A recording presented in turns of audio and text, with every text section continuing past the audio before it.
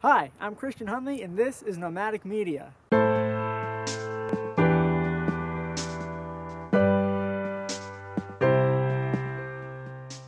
So the first step in shooting your time-lapse is to find a location.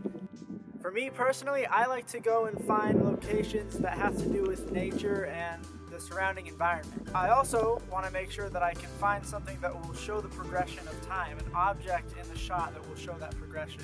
When setting up your camera, you want to make sure you find a flat surface so that your camera doesn't move or judder.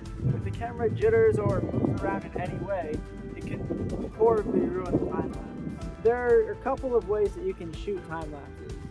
The first of which is one long video shot.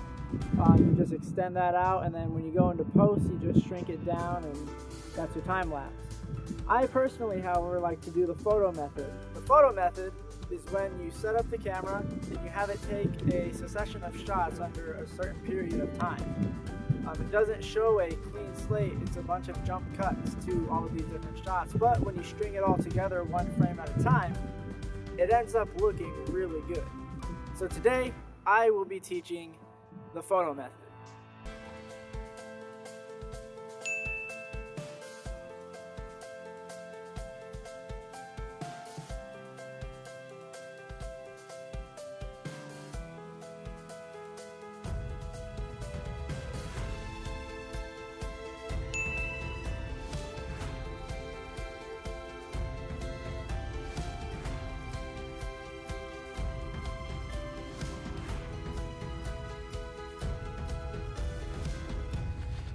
One of the most important things about shooting a time-lapse is to make sure that the shot is in focus.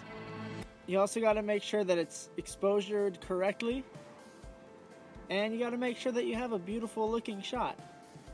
In this shot right here, I set up the cactus in the foreground, and I have the mountain backdrop with the clouds rolling over it in the background. If you have something in the foreground and something in the background, it really makes for a really beautiful shot.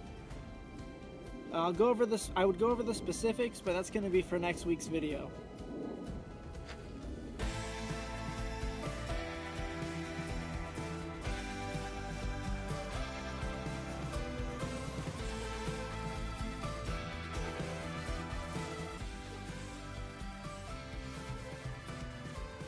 And that is how you shoot a time-lapse.